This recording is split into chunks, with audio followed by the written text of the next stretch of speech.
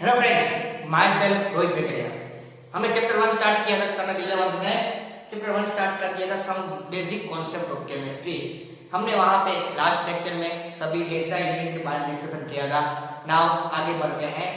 आगे बढ़ो उससे पहले थोड़ा बहुत बीच पे एनसीईआरटी टेस्ट को थोड़ा फिजिक्स आ रहा है, ठीक है, जो टॉपिक आप फिजिक्स में पढ़ने वाले हो, इसलिए मैं थोड़ा वो लास्ट लेक्चर में लूंगा, अभी नहीं ले रहा हूँ। अभी डायरेक्ट मैं इंपॉर्टेंट टॉपिक पे आ रहा हूँ, जो आईएमपी टॉपिक है उस पे डायरेक्ट मैं फोकस कर रहा हूँ, ठीक है। वीडियो चालू करो उससे पहले आप मेरा video daily by daily follow कर रहे हो तो लाइक करो, शेयर करो, सब्सक्राइब करो, जिससे आपको मेरे अच्छे अच्छे वीडियो मिलते रहे, ठीक है। नाउ अभी हम पढ़ेंगे वो होंगे लॉ ऑफ केमिस्ट्री। हमारे पास there are 5 law of chemistry, यानी कि केमिस्ट्री में 5 लॉ है, जिसमें से थोड़े बहुत लॉ हम आज स्टडी करने जा रहे हैं, ठीक है। बेसिकली 5 लॉ है, उससे एक्स्ट्रा और 2-3 भी है, बराबर, पर बेसिकली 5 लॉ है, उस पे से हम थोड़े बहुत लॉ आज डिस्कशन करने जाएंगे, ठीक है। तो फर्स्ट लॉ है वो ये है लॉ ऑफ कंजर्वेशन ऑफ मास। आपको आया हुआ है 9th स्टैंडर्ड में। फर्स्ट लॉ ये है law of conservation of mass. तो उसके लिए एक मैं लाइन सेंटेंस हमेशा सबको देता हूं, 9th में भी दिया था और 10th में भी दिया था। ऑलवेज मास के लिए एक लॉ है, mass is neither created not to be destroyed. Mass neither created not to be destroyed. ये बच्चों खास लाइन याद रखना, mass is neither created not to be destroyed, only transform to one state to another state. यानी mass कभी बनता नहीं और उसका डिस्ट्रॉय यानी वो कभी खत्म नहीं होता, ठीक है।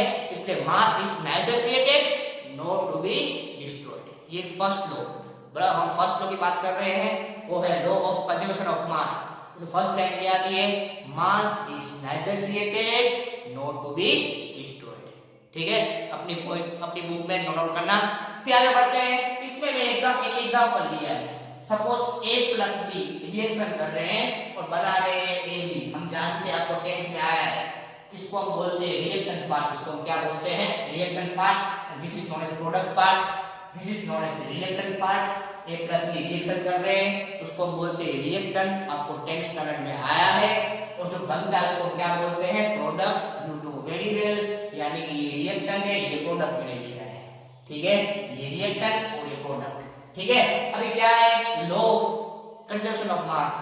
एक मैंने क्या लाइन बोली, mass is neither created not to be destroyed. अब दूसरी लाइन बोल रहा हूं, कंजर्वेशन ऑफ मास के लिए खास याद रखना, sum of mass of reactant is equal to होता है sum of mass of product. Sum of mass of reactant, यानी कि भाई रिएक्टेंट में जितना मास हो उतना ही मास हमको प्रोडक्ट में मिलता है। ये है law of conservation of mass, कि भाई जितना मास आप रिएक्टेंट में लोगे, sum of mass of reactant is equal to sum of mass of product. यानी कि रिएक्टेंट का मास और प्रोडक्ट का मास दोनों का सेम हो तो उसको हम बोलते हैं law of conservation of momentum, sorry conservation of mass, ठीक है। रिएक्टेंट का मास और प्रोडक्ट का मास सेम हो तो उसको हम बुलाते हैं law of conservation of mass, ठीक है। रिएक्टेंट का मास और प्रोडक्ट का मास दोनों क्या होंगे, सेम होंगे, तब उसको बुलाएंगे हम law of conservation of mass, ठीक है। फर्स्ट क्या हुई, mass is neither created not to be destroyed. खाली क्या होता है, one state to another state क्या होती है, ट्रांसफॉर्म होता है। तो मैंने एग्जांपल लिया, a + b is converted into ab। Reactor में लिया मैंने a + b, बनाया क्या मैंने ab। अभी रूल्स क्या है, law of conservation of mass क्या बोलता है कि by sum of reactant of mass is equal to sum of product of mass. यानी कि दोनों का रिएक्टेंट का मास और प्रोडक्ट का मास दोनों कैसे रहते हैं, सेम रहते हैं, ठीक है। एक चीज क्लियर हुई, ठीक है। नेक्स्ट एग्जांपल लेते हैं। सपोज कि मैंने लिया है C + O2, तो बना रहा है कार्बन डाइऑक्साइड। क्या बना रहा है मेरे पास, C + O2 बना रहा है, CO2। अभी मैंने आपको इससे पहले थोड़े दिन पहले लेक्चर दे दिया है, how to count molecular mass. Molecular mass कैसे काउंट करते हैं उसका एक लेक्चर अलग से है, तो उससे पहले लेक्चर देख लेना, how to count molecular mass. Molecular mass count करने के लिए वो क्या चाहिए, एटॉमिक मास चाहिए, मेरे लेक्चर में सिखाया हुआ है, इसलिए वो भी थोड़ा उससे इस लेक्चर चालू करो उससे पहले वो एक बार वो नजर घुमा लेना, ठीक है। वहां पे क्या होता है कि भाई वहां पे आपको कार्बन का एटॉमिक मास होता है 12। कितना होता है? कार्बन है एटॉमिक मास 12, कार्बन का एटॉमिक मास होता है 12, कार्बन है 12 एटॉमिक मास कितना होता है इसका? 12 होता है। ठीक है, ऑक्सीजन कितना होता है? 16, ऑक्सीजन है 16, इसका होता है 12, इससे कितना होता है? 16। कार्बन है एटॉमिक मास 12, ऑक्सीजन है एटॉमिक मास 16, कार्बन का होता है 12, कितना होता है? 16। ठीक है,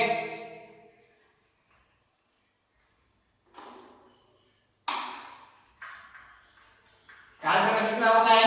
12, देखने वाले ऑक्सीजन कितना होता है? 16। ठीक है, कार्बन का एटॉमिक मास है 12, इसका है 16। नाउ मैं एक रिएक्शन दे रहा हूं, carbon plus oxygen, carbon plus oxygen क्या बनता है? कार्बन डाइऑक्साइड बनता है। आप जानते हो, ये भी आपको 10th स्टैंडर्ड में आया है, कार्बन प्लस ऑक्सीजन क्या बनाएगा? Carbon dioxide. अभी सुनो, कार्बन का मास कितना होता है? 12 ग्राम। अभी एक ऑक्सीजन का होता है 16, एक का कितना होता है? 16, दो के कितने होंगे? 32 होंगे, नहीं होंगे? 16 टू जा 32, जानते हो आप लोग। ठीक है, सीखा है मैंने, लेक्चर में देख लेना, how to count molecular mass. Carbon का 12 होता है, मैंने 12 ग्राम दे दिया। ऑक्सीजन कितना होता है? 16 into 2 कितना होगा? 32 ग्राम, इसका 32 ग्राम होता है। और कार्बन डाइऑक्साइड जो बन रहा है, कार्बन डाइऑक्साइड बन रहा है, उसका एटॉमिक मॉलिक्यूलर मास ढूंढना आपको आता है।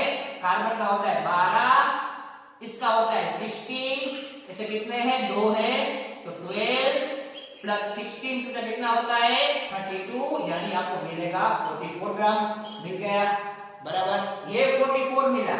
आपने लिया कितना? देखो तो ध्यान से, 12 प्लस 32, 12 प्लस 32 आपने कितना लिया? 44, यानी कि रिएक्टेंट का भी 44 मास, इसका भी 44, इसमें कितने? 12 प्लस 32 कितना होता है? 44 होता है, यानी कि आपने लिया भी 44, बना भी 44, यानी कि mass of reactant is equal to क्या होगा? Mass of product. ठीक है, दोनों का मास क्या हुआ? सेम हुआ, यानी ये क्या फॉलो कर रहा है? लॉ ऑफ कंजर्वेशन ऑफ मास को ये इक्वेशन फॉलो कर रही है, जो मैं केमिकल रिएक्शन देगा। कौन सा? कार्बन प्लस ऑक्सीजन क्या बना रहा है? Carbon dioxide. इसमें रिएक्टेंट का मास और प्रोडक्ट का मास दोनों का सेम है, इसलिए ये केमिकल रिएक्शन है, वो law of conservation of mass क्या कर रही है? फॉलो कर रही है। ठीक है, उसके बाद है H2 प्लस O2, हम जानते हैं H2O बनता है, रिएक्शन बेस करना भी आपको आता है। यहाँ पे H का कितना होता है? हम जानते हैं H है 1, H का होता है 1, जैसे H कितने? 4 है, तो 4 ग्राम। O का कितना होता है? 16, वैसे 2 है, कितना? 32 ग्राम होगा कि नहीं होगा? एक H का होता है 1 ग्राम, वैसे 4 है तो 4 ग्राम। एक होता है, एक O का होता है 16, वैसे 2 है तो 32 ग्राम। H2O बन रहा है, H2O का एक का होता है 18 into 2 कितना हुआ? 36, यानी कि आपने लिया भी 36 और बना भी कितना? 36, आपने लिया भी 36, बना भी क्या? 36, यानी कि ये दोनों इक्वेशन जो मैंने दी है, दोनों में रिएक्टेंट का मास और प्रोडक्ट का मास, दोनों में रिएक्टेंट का मास, इसका 4 प्लस 32 कितना? 36 ग्राम होता है, बराबर इसमें 12 प्लस 32 कितना होगा? 42 ग्राम होता है। दोनों केमिकल इक्वेशन में क्या हो रहा है? मास, रिएक्टेंट का जितना मास है उतना ही प्रोडक्ट का मास है, यानी ये भी क्या कर रहा है? लॉ ऑफ कंजर्वेशन ऑफ मास को क्या कर रहा है? फॉलो कर रहा है। तो ये फर्स्ट लॉ हुआ, law of conservation of mass. Now second law में आगे बढ़ते हैं, वो है law of chemical, law of definite proportion.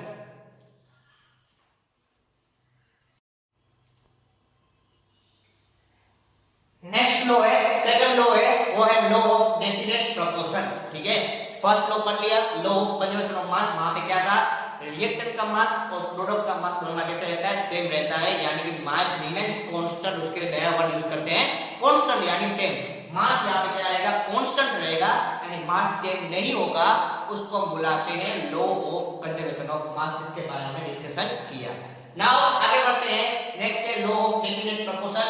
ठीक है, वहां पे क्या होता है? A chemical compound no matter from which source is obtained, it will contain same element and combine to form same mass. कि भाई हमको जो सब्सटेंस मिला है, वो सब्सटेंस कैसे मिला है और कहां से मिलता है वो मैटर नहीं करता, कि भाई वो कौन से सोर्स से मिल रहा है। जो हमने सब्सटेंस लिया है वो कैसे, कहां से मिला है, कौन से सोर्स में मिला है, उससे मतलब नहीं है। वो जो सब्सटेंस है उसका हमेशा एलिमेंट, जो एलिमेंट है वो वही रहेंगे, एज वेल एज जो मास है वो सेम रहेगा। एक एग्जांपल देता हूं, ठीक है। ये लाइन क्या बोलती है कि भाई आपको नेचर फिर आर्टिफिशियल, हम जानते हैं there are two source, natural and artificial.